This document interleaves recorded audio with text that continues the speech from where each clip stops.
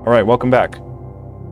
So yesterday we were doing some stuff with our floating point numbers that we were rounding to the 10th point digit, right?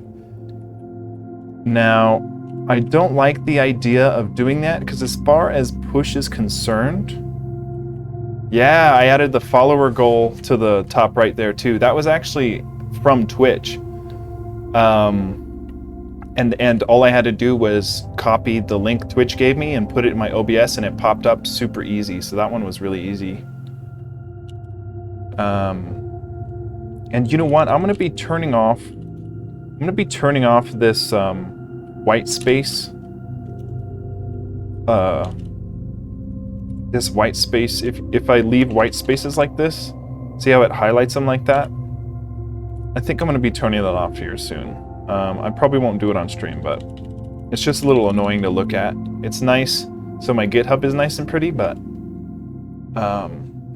let's find where we're doing that rounding, right? So we do a math.floor somewhere, and this is where we're doing it. So in our normalized vector function, we're actually flooring that. So I don't like the idea of doing that extra math every time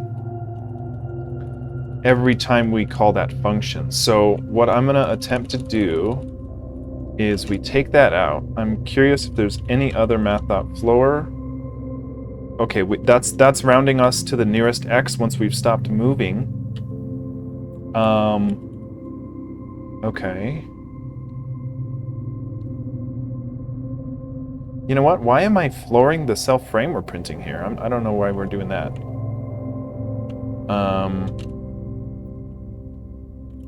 But if we go ahead and just print up, or actually we are printing up our X and Y position. So look, we're back to our huge numbers, but I don't like the idea of doing all that extra math every function call just to make it a prettier number on screen. So there's actually a way we can make this a little prettier. And we don't have to actually multiply by 10 and then divide, or then floor it, then divide by 10. We don't have to do that. We can instead use this function called string format. And what that's going to do is it takes in a value that it converts to a string. Well, we have to tell it, and actually, I think we actually might have to tell it to convert it to a string. No, let's just try it like this. We'll give this and we'll treat it. Okay, so the thing is, it takes in two arguments. So the first argument is how to format, and the second argument is the thing to format it with. So if we say we want to format in a specific, the format specifier is the %sign like this. So we say format to the first floating point value of our self.x. So it knows self.x gets passed in here via the format specifier, and then it needs a 0.1 to be the first, or to make x only one decimal. We're missing at 272. So we're missing a... Okay, so we do that. We're going to concatenate that. Then we just need a comma there. Okay, so check that out. Now our x is showing to that 10th decimal place. I guess it says a 0.0, which I'm not so happy about, I guess. But it's better than doing that extra math every frame. So let's just go ahead and do that for y as well. So let's recap that. We don't have to convert it to a string anymore because string.format handles that. We can say string.format, and then we give it what format? We give it a %1 floating point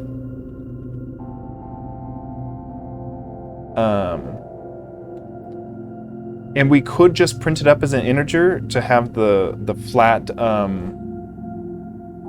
integers for our x and y, but I like that we're going to be printing those up because when we move diagonal, as far as the game's concerned, those are floating point values. So I think I like to still see those. So we'll put our self.y here. String.format self.y. Okay, so now instead of doing all that math, now we just have that. Now it's a lot cleaner. Okay, so one other thing I noticed was our walking speed. So on Nintendo Switch Online, you can play Link's Awakening, and I timed how long it took for Link to walk all the way across the screen, and then I timed how long it took Kavoth to walk all the way across the screen, and it was different times. So with a velocity of 1, he was actually a little bit too fast. So I think he was 0.2 seconds faster than Link's Awakening. So I'm gonna switch it, and I tested this on my laptop. I think if we go into our constants and in our velocity here, we go, this is a 0.9 instead. I think slowing him down just that touch is more game accurate.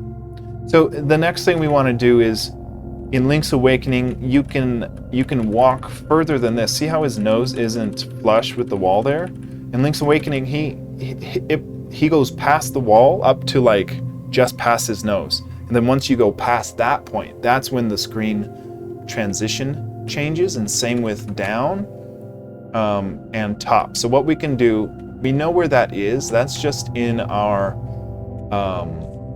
x and y update function. We're running that math.max and min to clamp it. So we can find where we're doing math.min.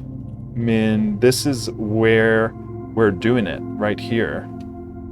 So for going right, instead of clamping it to the virtual width minus the self.width, we want to give it a little bit more of a buffer. A little bit more of a buffer. So like, if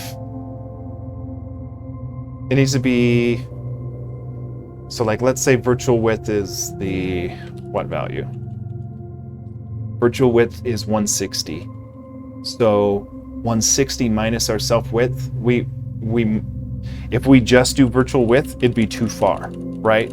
So like, if we take a look at what that would be, holding right, he would go almost a whole Kavoth off screen before he gets stuck. Actually, he goes completely off, because we're not subtracting that width. So like, that's too much. So we need to subtract by a number that we like, that gives us that little buffer. So we can add a constant and call it off-screen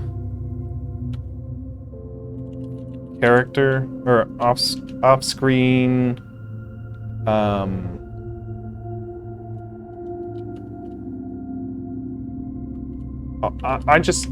want to call it a buffer for some reason. We'll give it, let's say 6 pixels, because 1 pixel, let's do 5. 1 pixel would just get him to be flush with his nose, and then 4 more pixels gets you probably up close to his eye when he walks in there. So all we have to do is go into our player class and subtract by this off-screen buffer, right? So now, if we take a look at it, he should go up to his nose past it. Okay, that's too much. So maybe 2 for the off-screen buffer.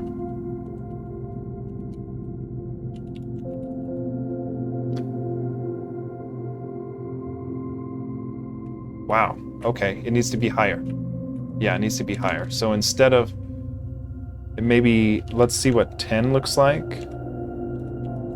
I forgot we're subtracting that, so we can't just do less. We have to add a little bit. Okay, that's a little too far, but just by a little bit. So subtracting 12 would push him back out a bit more. Yeah, that's almost it. Let's see what 14 looks like.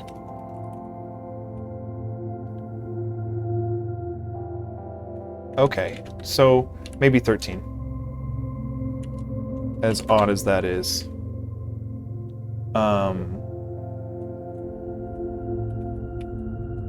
Yeah. And you know what? I think 14 is where it's at, because if it's 14, then he could potentially be right here, which looks about right. But it's when you go 1 pixel further than that, we want to initiate that screen transition. So I think 14 is probably the sweet spot.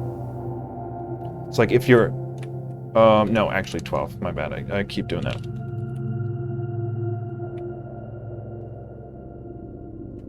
Yeah. Yeah. So this, I'm trying to get him like right at that. There. So like that's what it was. But now if you go that far in, then it should trigger that scene change. So let's see if we can get that. We might need a different vertical buffer, because that one is actually flush up against the bottom there, and we don't want him walking over this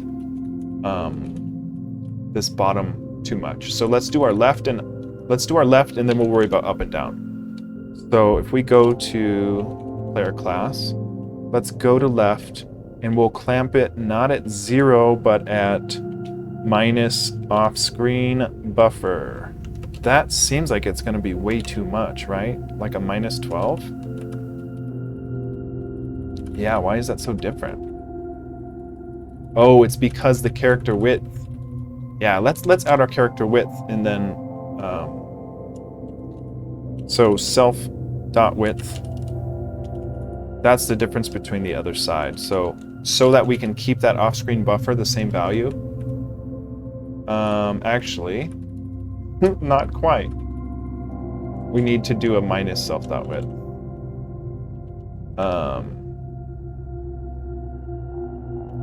Plus our buffer? No. Yes. I think that is right. Minus width plus our buffer. Yep. That gets us to be that same point across. Okay. Okay. Now the vertical buffer is probably not as much. So maybe... I guess let's see what it looks like with the buffer. So if we're going down, we're going to limit not at the screen height limit minus self.height. Yeah, it's going to be too much. So let's just put in a 3 here and see if that looks okay. Because we actually would be a plus 3. Because we want it lower. Why adding in Lua Love 2D is going to be going down. So like coordinates are 0, 0, top left. So X positive goes right, Y positive goes down. So adding 3 would make our clamping point 3 pixels lower. And it's probably closer to 2 pixels that we want, but let's see. You know what? I think, let's see what 2 looks like, but 3 might be it. And if you play Link's Awakening, you'll see that you're actually able to do this just a bit, like your feet. Yeah, your feet go like this. So that looks about right. I don't know if you can casually walk over the bottom of that.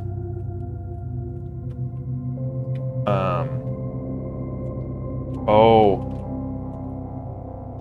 And then we clamp, okay, we clamp our multiple directional inputs to be that 1 frame above it, so we'll have to change that as well.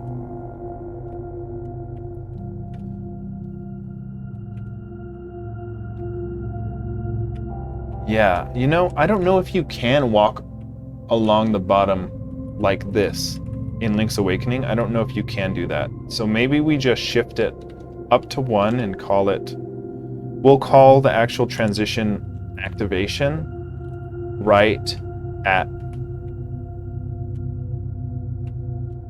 well, that looks fine. That looks fine. I guess I don't know how we're gonna trigger the screen activation if we don't clamp it, but for right now, until we have those other screens, we have to clamp it there to prevent us from walking off screen. But I think once we add the other panels, we'll have to take off that clamping and just detect, hey, if our Y is 113, then we know we have to initiate a down or a moving up transition for that next screen to move in from the bottom. So we need to fix this multiple directional inputs clamping there, and I wonder if it's the same for the right. Yep. So if we do multiple directionals on down and right or up and right, we clamp to that not new buffer value, which is our off-screen buffer. So let's check our multiple input handling for up and right and down and right, and it looks like, see how we're doing this virtual width minus self.width? We got to do the same thing where we say virtual width minus off-screen buffer. So up and right is virtual width minus off-screen buffer. And then for down and right as well, we've got to do that, down and right. So we clamp our X to be minus the off-screen buffer. So let's see that. So now directional inputs should allow us to still be in that sweet spot, which it is looking like it's working. So that's good. So let's get we got to get our left multiple inputs working, and we got to get the bottom. And you know what?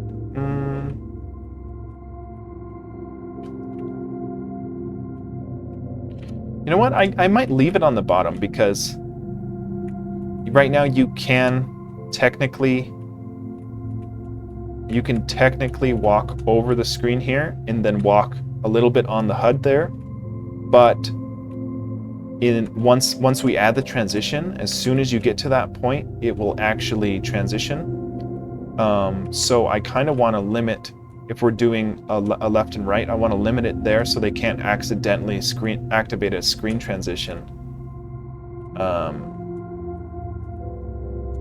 without meaning to. So I think I might leave it for down. I think that's fine. So let's fix it for up and left and left and down. So let's just take a peek at where we do it. So we're doing a minus self.width plus our off-screen buffer.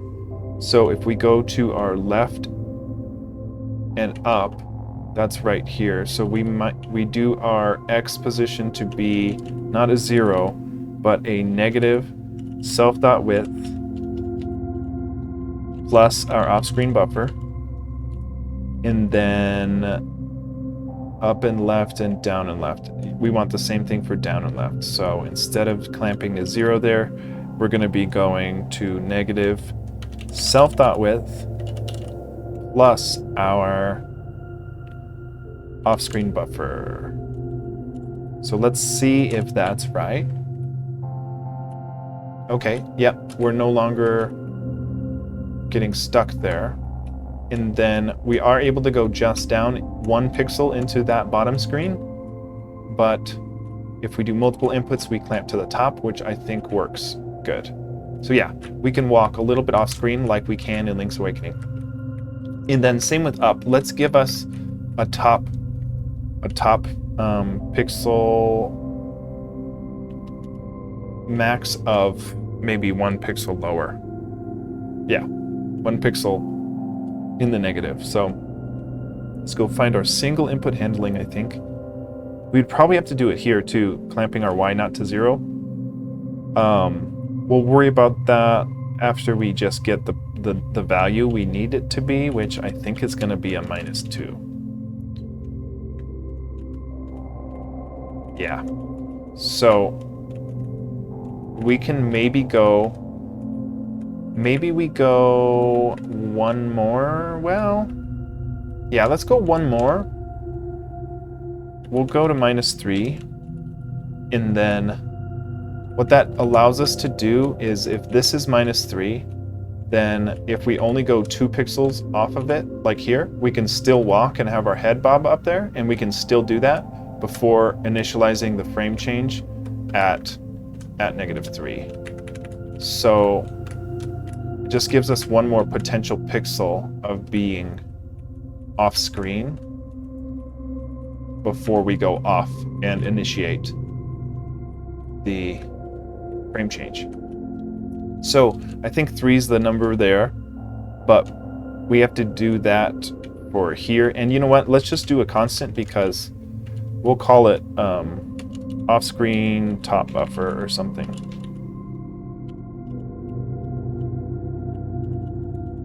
Gets 3. And we want to do that because if we come back to it, we can just change the value once right there, and it'll update everywhere in our program. So we just want to replace this with our off-screen top buffer, and then we want this other in single inputs. Where's our single?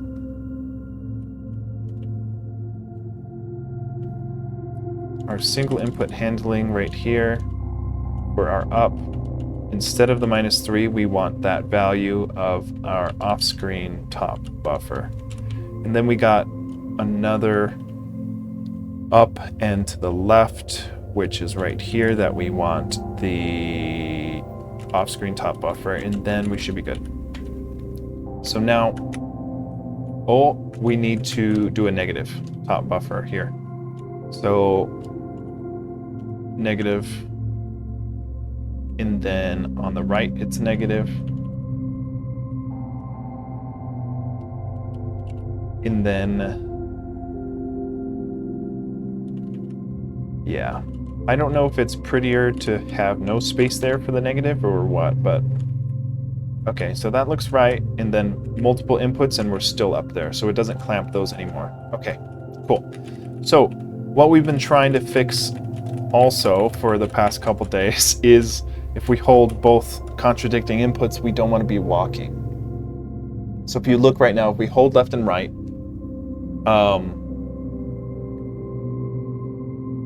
you know what? It's not detecting. Oh, that's weird.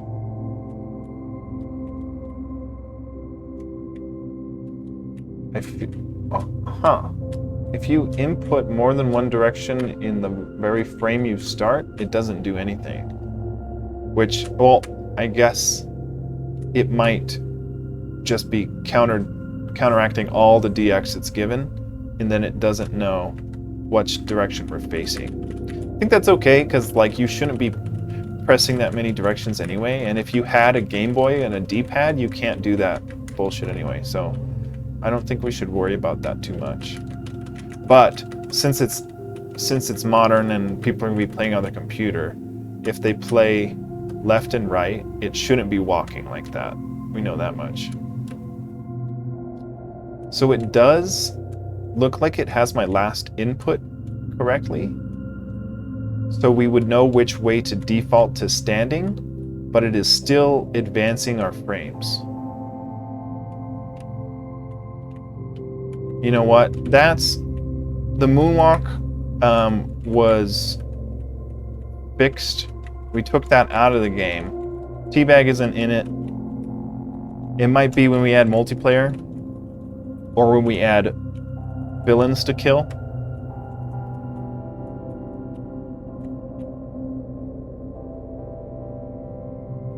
Okay. So let's take a look. So like we've got the multiple input handling for the diagonals, but we don't have it for the direct contradictory ones. So I think we want to set our walking direction to be equal to the last input, a lot like we do here. But we want to, our walking directions here, like our walking left, for example, is controlling our animation, I believe. Yep. So we're doing our walking left. So what we can do here is, as long as we as long as we add multiple input handling for left and right and up and down, and then set the appropriate walking direction, then what we can do is we can say if our number of inputs, if our inputs held down,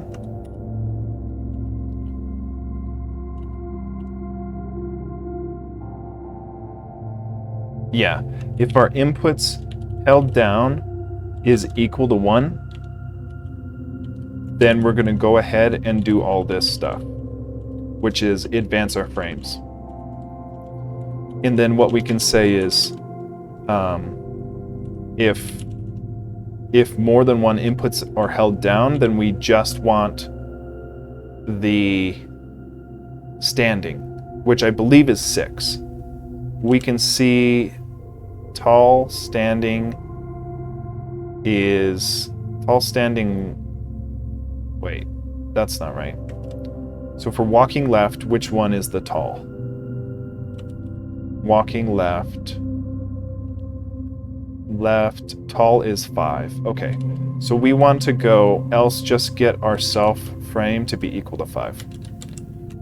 And then we can do this for walking right as well. We can say only advance our frames if our inputs held down is equal to 1. Oh, that's not right though. That's not right because we have... Okay, I instead of inputs held down 1, it's the same idea, but we want to make sure we want to do this if the contradictory button is not held down. So if love.keyboard was pressed is down, we want continuous input. If right is down, and we want to do a not here, so if our right key isn't held down, go ahead and advance our frames, because we can't just say if input's 1 because we have a up and to the right. So we have to say if not the opposing direction is held down, go ahead and advance the frames, otherwise set it to the standing frame, and then same here. If not love.keyboard is down the opposing direction, which is left, then we want to go ahead and do all this stuff. But otherwise, we want to set our self.frame to be equal to the standing frame of our walking right, which is what? Standing frame right tall is 7. So let's put frame 7 there. And then we have to do 2 more things still. We have to say up here in our multiple input handling, we have to go say, let's do all this first. We do the diagonals first, and then after the diagonals, we say, if love.keyboard is down, both left and right.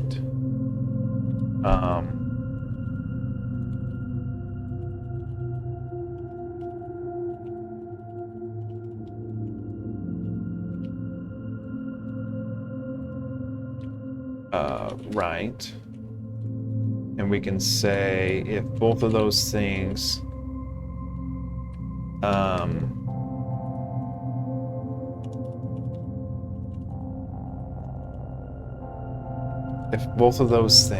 then we want to set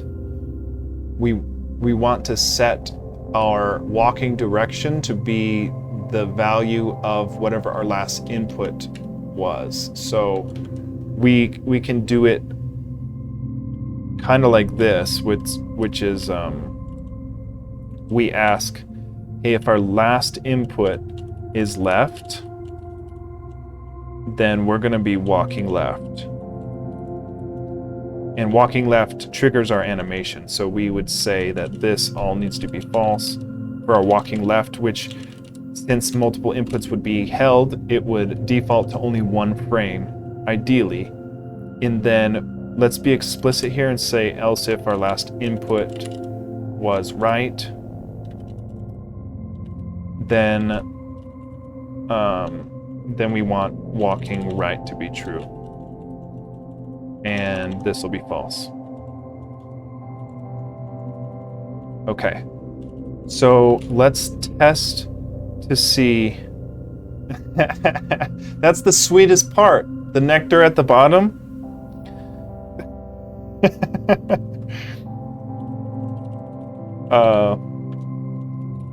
Let's see. Okay, last input, a string value. It attempt to call it at 191. So right here is where it failed. If last input, okay. If last input is equal to the string, right? Yeah. I don't know how we messed that up, but let's see. Hey! Uh-oh. It looks like we always default to the right. Well, no, we don't. Okay. So if we hold corresponding directions, he kind of turns and stops. He's just like, what'd you say? Hold on a second. Wait, what'd you say? Okay, so that works. And you know what? Oh, yeah, okay, yep. Okay, yep. Okay, so we want to do the same thing with the top here. Doesn't he kind of look like a starfish like this? I think he looks like a little starfish like that. Okay. This should be easy enough. So all we gotta do is what we did for this, except for the other ones. So let's go look for our multiple input handling. So the first thing we did is we went to where we're actually walking up, because that handles the rendering. So we say walking up, and we see where we set it here. Right here. So we want to only advance our walking up frames if our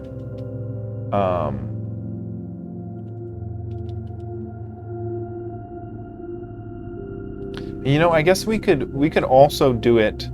We can also kind of say instead of saying if multiple inputs are, oh no, yeah, we took that out. We just say if not the opposite direction, right? So if not love dot keyboard dot is down with down, then we're going to go ahead and advance those frames as normal.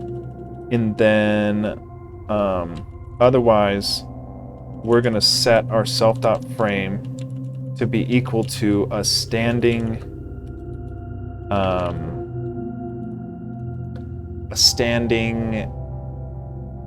well, it's different because we don't have the squats for, so we can just inherit the last frame. So you know what? Maybe we don't need to do an else, because we don't need to set. I don't think we need to set the self.frame to anything different than it already was. We just need to not advance it. So I think walking up and down is a little simpler in that sense, because we don't have the squat to contend with.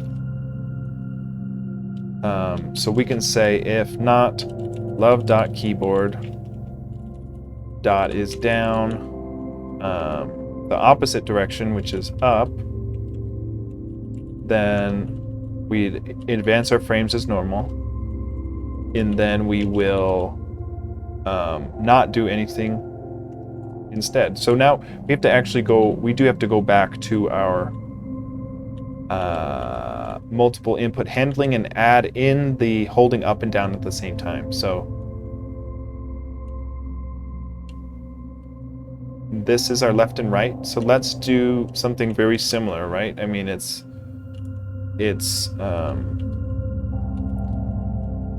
if up is down and down is down,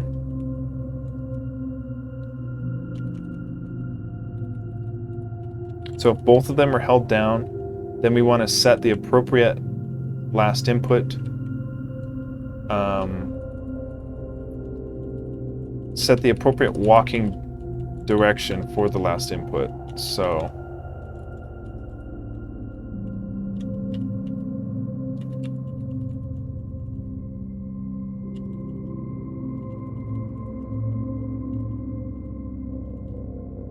I messed that up. Down. Walking down should be true. Okay, yeah, and then this is false. Okay. Let's see. Multiple input direction for up and down. Nice. Nice. So now, when we cancel that out, it just leaves us on whatever frame we were at. Because there was no default frame, unlike walking to the side. Oh my gosh, he looks like he's singing like La Cucaracha, La Cucaracha. With his little, he looks, oh, like Flubber. Like the end of Flubber. When he's got the maracas. Yeah, that's what he looks like. Okay. Okay, let's see how good we did on our notes here. You know what? Yeah, I mean, we don't do this. I don't think it's a problem.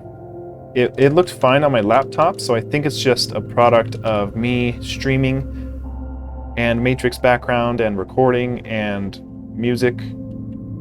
I think it rounds okay. I think it looks fine. Prevent walking animation with multiple inputs held. We did that. So we want to increase the border so both can walk all the way to each side. We did that. That's good. Okay. So it looks like what's next is we're trying to draw a whole screen using tile key codes, which is a big part of the game. I mean, it's going to be how we draw every level of the game. So that's going to be fairly big, but let's see.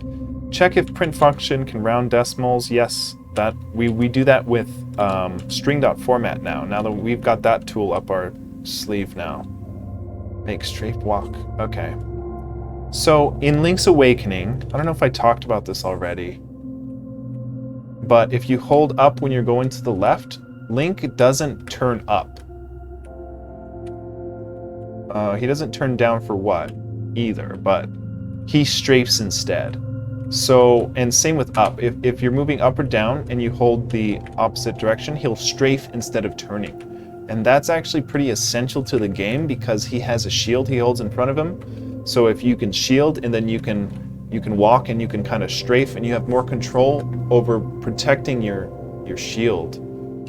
I'm recording a button right now. I don't want to be recording. Okay. In Tmux, I was accidentally recording a macro. Okay.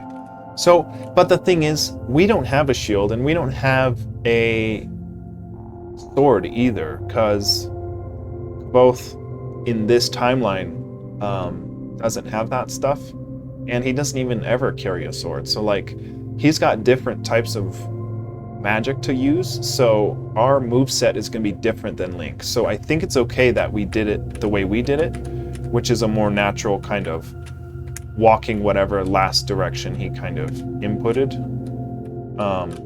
So I like that it's different in that sense, and especially because we have different movesets, or we're gonna have different movesets. And maybe I'll draft up some ideas for the movesets so that I can kind of pitch it to you guys, because I don't know what exactly we're gonna do. It's gonna be fun to come up with stuff, but we probably won't need to worry about that till we have other players, other entities. So the next big thing is to get a background so it's not just gray, right? So I guess, hey, Hazwi, don't know how to say that, but thanks for the chat. We're building a game here, and the next step is to start adding some art to the background. So we've got this guy we've got our little character, but we need to start adding in the background. So the idea for this is we're 16 by 16 sprite, right? So our Game Boy resolution here is X amount of tiles and Y amount of tiles, and limited sprite sheet to draw all the artwork. So I'm curious if we just pull up what Link's Awakening sprite sheet is, what that might look like, and we can kind of get some ideas. Oopsie. Okay, we can say Link's Awakening sprite background. I don't know what to say, because we want to see the limited palette, because it's like they've got grass, and they've got corners, and they've got dirt, and they've got walls, and they've got flowers. I'm wanting to see like a complete sprite sheet of it. Because if we get like, for example, if we just get a couple, if we just make like a dirt, a grass, a paved road, that can go really far into just kind of getting something on screen for us to look at that doesn't look like, you know, just a black square here. So what we're gonna do is let's go ahead and just make some art here. Let's open up a sprite, and we'll go we'll make a new 16 by 16. Now we've got our color palette saved, and it's not here. We can load our color palette here. But where did we put it? Documents? A sprite? Nope. Oh no. Where did we save the palette? The color palette?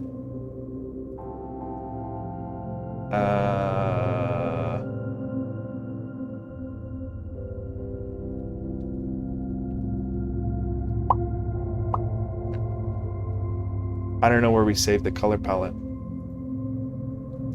We had a very specific color palette we're using.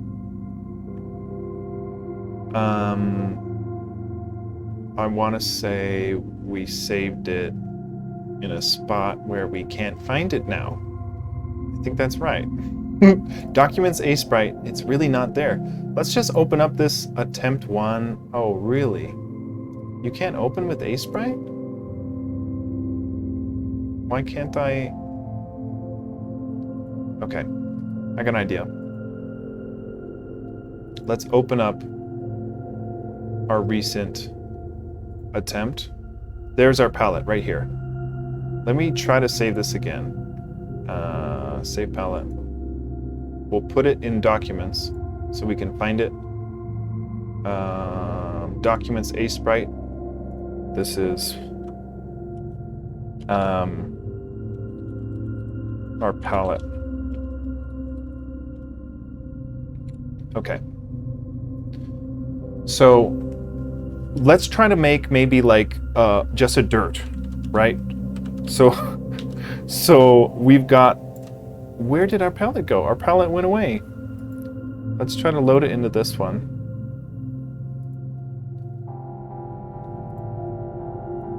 Okay, cool. So let's give us dirt, right? So we'll give us dirt, maybe more like that kind of dirt, maybe like this kind of dirt.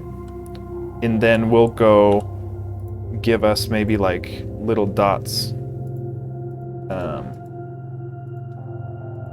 Just supposed to look like sand or something, you know, like there's a way here in A sprite to see what it looks like when it loops, or when it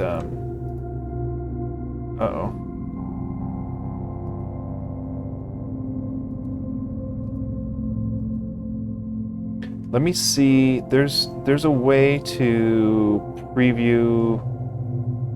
Maybe it's under Symmetry options. Tiled in both axes. Yes. Okay, cool. So yeah, so see the dirt here? Or like, this is now tiled. So that's what it would look like if we just draw that over and over.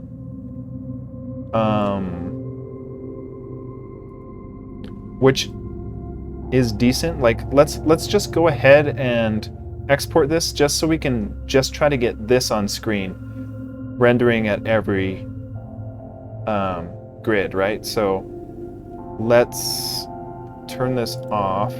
What? I don't know how we... I want to undo this. Oh, it kind of shows the... Okay. I think if we just export this as a PNG, it'll probably just be the 16 by 16. So area canvas. We'll save it in our repo here. And we'll call it dirt. Okay. So we're just trying to get dirt on screen under Kavoth, and hopefully we can. And you know what? Asprite seems to...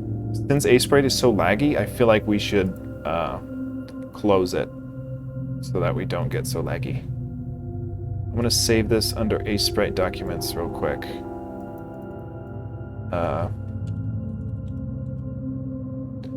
Okay, now we can quit this.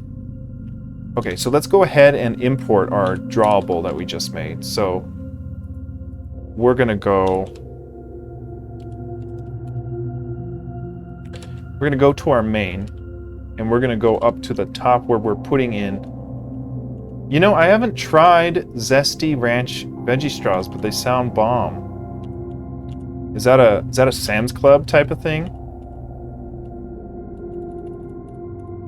We're going to draw dirt at dirt.png, is that right? So for right now, we're just going to go into our play state. We're going to go into the bottom, and we're going to just render before our Kavoth. We're going to render a love.graphics.draw. And what we're going to draw is our drawable dirt, and where we're going to draw it is at a 0, 0 top left. We're just going to see if it's on there. Hey, we got dirt. We got dirt. Oh, okay. You see how dirt's changing colors once we're holding a left? Did you really get him at Sam's Club? I don't think you can get him anywhere, because if I look in my cabinet right now, I won't get him. So to fix that, we have to set the color. We'll set the color to white so it'll draw it. So now it shouldn't go dark like that. But dirt right there isn't great. We want it everywhere, right? So let's go ahead and turn off. Actually, so for all of this, in our player class, we've got all of our debugging going on right here. I want to only do this debugging if H is held. So love dot keyboard dot is down, and we'll put in H. If H is down, then we want to render that debugging, so that we can see all of our dirt. My cabinet does suck. It's got hot Cheetos though, which that goes a long way. Okay, let's see if that debugging is off now. Okay, and if we hold H, if we hold H, we get our Kavoth back. So we got to draw him outside of that H held down, which we're drawing Kavoth all right here. So we need to do this, and we need to set color to white for Kavoth 2. So that's our debugging, and then this is our Kavoth. So we'll just make sure that all this is indented properly. We'll call this Kavoth render, and we'd probably want to put all this debugging out into the out into our play state, not in our player state. So let's go ahead and change that too. But we'll put debug print. So I guess the only thing I'm a little worried about, well, walking left and walking up and down, those weren't labeled as local variables, so we should have access to them in our playstate function. So if we go here, we can render the HUD. Let's go ahead and render, I guess after we render Kavoth, why don't we just render the debug dprint or print, and then we got to change a couple of things. All these self.frames is actually going to be Kavoth, which is our player object.frame, because we can't reference it in self anymore. So what we can do is anytime we have self like this, we can substitute any self with a Kavoth. We didn't do our %s self slash Kavoth, and then maybe we've got it. Holding H gets us our debug. So whenever we want to check those certain values, we can hold H, but otherwise we're just going to have this little guy. So now let's try to get our dirt everywhere, right? That's dirt everywhere. Okay. So instead of just drawing dirt, what we want to do is we want to loop through every grid and print. Yeah, they're flamin' hot Cheetos. Not just hot Cheetos. I omitted the flamin' part.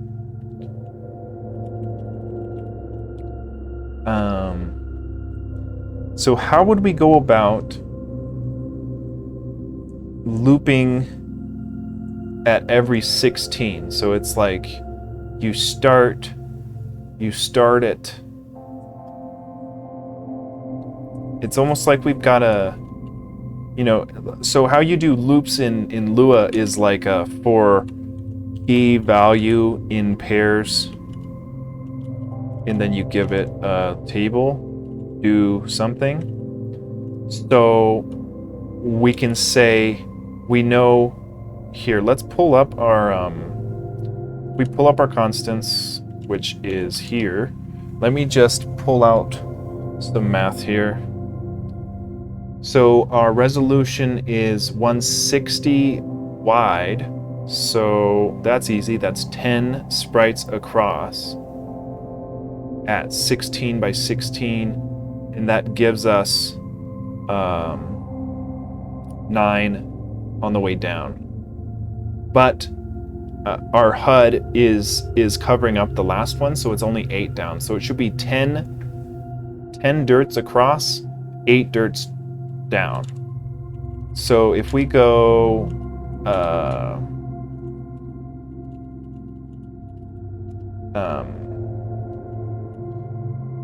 we can do here, we can do columns. We can do a nested for loop because we want to do columns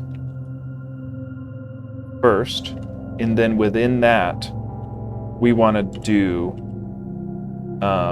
rows, and I don't believe we can use the same variables here, so let's just do I don't know, we'll figure it out, but this is going to be rows. Now let's give yeah man, Jersey's a dirt machine. So this is the essence of printing up a dirt everywhere, right? So we want to print up a dirt in this nested for loop, because it'll do this a row's amount of time, giving us each row, and it'll do a row's amount of time things a column amount of times, giving us a whole plate of dirt. So let's go to let's initialize columns and rows to be our appropriate values. So we'll say columns gets 10 and rows gets 8. And I'm going to make these local variables in case we want to do something similar in another function. We can use these variable names again. But here's where we have to, so the key the key is the index, whereas the value is the value that's in the index, but this isn't a table. This is a number. So I'm kind of wondering, let me just see if we can, I'm not exactly sure. I've never done printing of a bunch of stuff like this before. So this is new to me.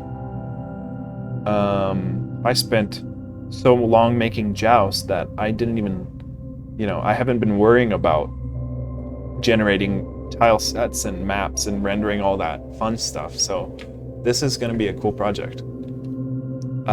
Let's just see if we can say for key value in pairs of a number, which is our columns. So that should be 10. Do a thing, which is love.graphics.print, and we want to print a value of the key, just to see what that would be, if it would be an index. So since Lua is 1 index, not 0 index, it should print out the numbers 1 through 10, as long as we put in the key to convert to a string, and in the X we would want maybe 5, and in the Y we would want 5 times our key, so that they don't print over one another. And if this works, see, table expected and got nil. So we need a table. Columns isn't a table, so if we go up, see, I knew, it's almost like if we give, see, now this would be a table of one value, which is 10, but we want like an array, right? There's not arrays in Lua. Everything's a table. So it's like, how do we say a table of 10 things? I don't know. But for now, let's just put 10 things in a table. Is that 10? That might be 10. Let's just put 10 things in a table and see if we could do that. Oh, good night, Holden. Have a good night, buddy. Bad argument 1. Table expected got nil.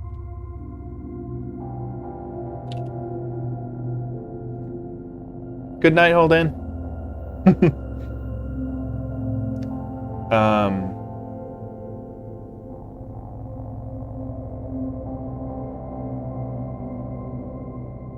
Pairs, table expected. And you know what?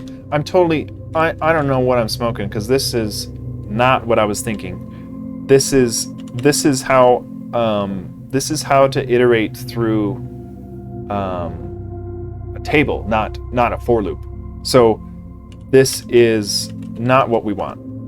We want a for loop, which is we have to give it a for I gets 1, comma, the amount of columns, do print to a string whatever I is, and at the Y position put in I times 5.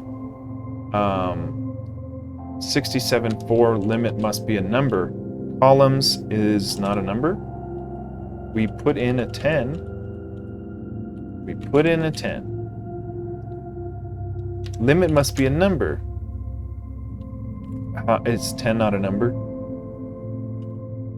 Chat, is 10 a number? Yep. We can hard code in a 10 because it doesn't like that. Oh, look at those 1 through 10. Okay. You know what? Let's try to... Can we cast? Can we cast to int or something?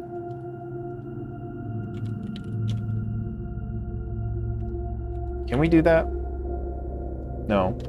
I don't think there is casting. I don't like that we'd have to hard code it, but let us set our love.graphics.set font to be tiny font.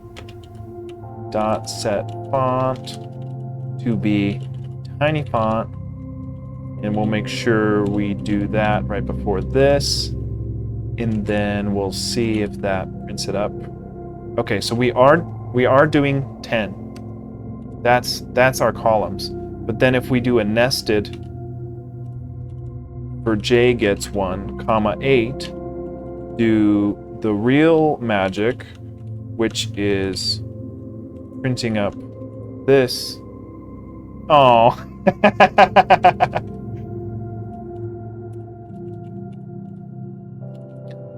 Yeah, he's a sweet boy.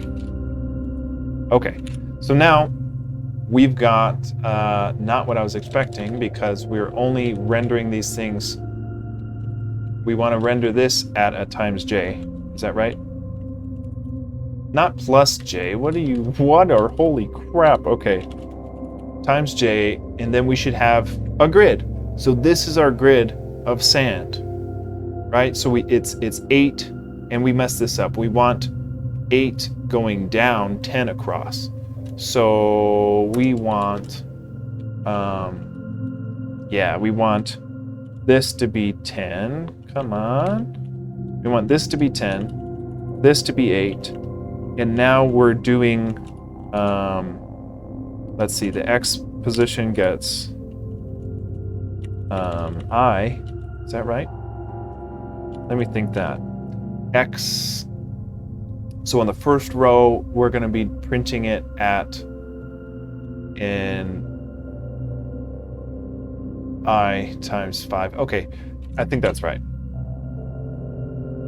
Okay. No, we did that messed up. Now we have 8 across. So it wasn't, actually, I kind of like walking on numbers. That's kind of cool.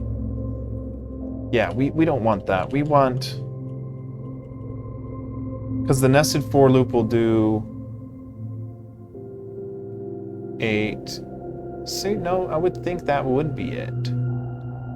Because we want to do 10 across every time and 8 amount of times down. So let me just delete this so I can rethink. So if the x position we want to be starting at 0, or let's say 1, we would say starting at j. So let's just do j times a buffer of like 5. Yeah, and then an x, or an I times 5 as well, so that each ith number we're going to be down. Okay, so that is right. So 10. So we've got 10 across, 8 down. So if we, instead of draw numbers there, we do dirt, we should have dirt across the whole screen. So let's go ahead and try that. So instead of printing a string here, and instead of modifying it by 5, we want to just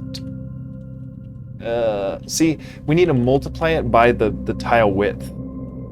So for right now, we'll just hard code in the 16. We'll make it tidier if this works, but we'll hard code in the 16 for the tile width. And then what we want to do is print our dirt. And we want to print our dirt drawable at j times 16, which we actually need to do this minus 16 after, because Lua is 1 indexed. And I think if we times 16 and then minus 16, that'll be dirt. Oh my god. Yeah, it's not print, it's love.graphics.draw. So, my B. Would you look at that? Ooh-wee. We got dirt. Yo. Okay. We're walking on dirt now. Okay. Okay. So the idea behind this is is I don't want to always draw all dirt, right? So like sometimes I want to draw dirt, sometimes I want to draw a stone path, sometimes I want to draw grass, sometimes I want to draw a cottage. So we need a way to tell the map, say like, hey, if we're in this, let's call this quadrant 1, this whole screen, a quadrant 1 is, 10 across, 8 down, and we want our quadrant 1 to have a sort of code. And the code is a whole table of values that we can say, like I want to be able to say, let's go to our notes.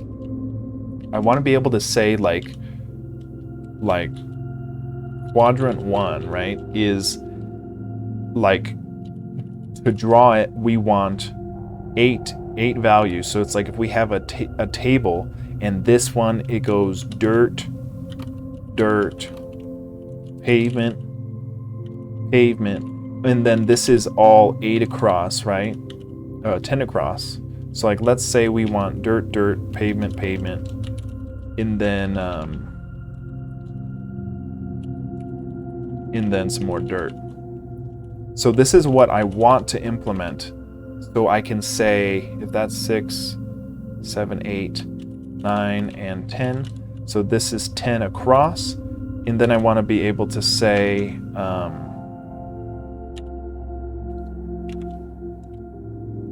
do I highlight this?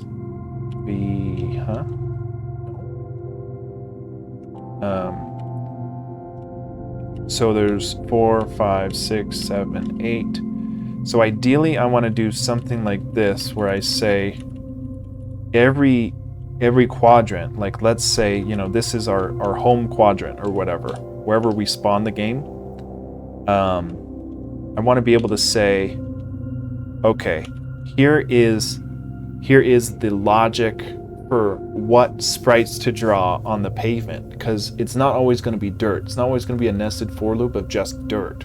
It's going to be more intense than that. So if we have a certain amount of sprites, like we have a corner of grass, a top right corner or a bottom right corner of grass, we can draw shapes of grass, and we can draw them kind of like this, where we can say, hey, this is a bottom right grass, and then that means that the one right above it would be a right edge grass, and then this would be bottom edge grass, something like that, so that we can kind of abstract away all of the draw this pixel at this X times this many grids times this many grids. Instead of that, we just have a table for every quadrant, and we just populate it with the type of sprite we want. So that's going to be a big part of the game here coming up. And if we get this set up, we'll be able to make so many different levels, right? So the two big things in this game to really kind of broaden it, that I think we should get done as soon as possible, is getting this implemented so that we can draw a whole map, and a somewhat complicated map, not just dirt. If we can draw a map and multiple maps fairly easily, and then if we know how to switch both from one map to the next and put them in the right spot, then we can really go ham with the directing of the level design, and what pavements are going to be, or what the pathways are going to be like, what types of things we have. We have grass, we have dirt, we have walls, we have gates, we have forest, we have whatever, all that stuff. And that goes, if we have those two things, drawing maps and then changing from one quadrant to the next, then the door opens up for changing the game in a huge way. So I think those are the first two things we really need to focus on, Because if this were a game jam and we only had 1 week to get a game done, we would want to build out these two aspects, because this gets us so much functionality going forward, because we can render whole screens, and it'll make it feel so much more like a game once we can move more than one screen. And then we get to the fun stuff, which is, determining what move types he's going to have, how he's going to interact with bad guys, if you can pick up items, and then we're going to do, time progression and lighting effects and dungeon stuff. And then ultimately, we're going to have NPCs and talking and all that stuff. And then we're going to be able to save the game and replay your save, and the time will be progressing. And maybe you go to the tavern and play tack, because I've got that made already. If I don't mess that up. If I just CD into my tack, if you walk into the Waystone Inn, you want to be able to play tack, right? So you can sit down. Even though it's not Game Boy graphics, I've already got all the code for this set up. So I think this could be really cool to just put in the game, because it belongs in the game, right? Like, you should be able to play Chronicler in tack in the Name of the Wind game. Like, that's just how it should be, right? I think so. So those two things are going to get us really far. So in the coming episodes, we're going to be focusing on getting the code to be able to draw the sprites we want in the locations we want. And then once we pass this threshold for both walking, we need to shift that quadrant to the correct quadrant. And then we'll be able to expand the game so much more. And then that's where all the fun stuff begins. So thanks for watching. We'll continue to do this. We've made it pretty far in just a couple days. So I'm hoping we can really make it shine in the next couple days with those next couple features. But everyone who's new to the stream, thanks for watching. Consider giving me a follow, because we're trying to get up to 20 followers. This has been my first week on Twitch, I think, and I streamed every day. But it's been a super amount of fun, and I'm going to continue doing it because it is really fun. Thanks for watching. I will end the stream, and I'll catch you guys tomorrow. Oh, and you know what? I kind of wanted to see if we could raid somebody. I never tried to raid somebody. Let me see if I can raid somebody. I don't know how to do it on here.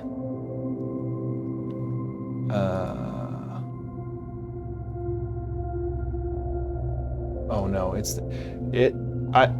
I'm figuring out how to raid. I'm trying to do it because I think it's cool to, even if you guys just say hi, and then leave or whatever, it's just cool. Man, I really wish I knew how to raid somebody right now. Here, raid channel. Let's search for a raidable channel. I'll send you guys over to Practical NPC, which is what I've been watching all day. He's a really cool guy. He's making his own Celeste game. Just stop by, say hi, tell him Finding Focus send you. And thanks. Have a good night. All right, raid is starting in 8 seconds here, so cool. All right, I'll peace out, guys. Have a good night.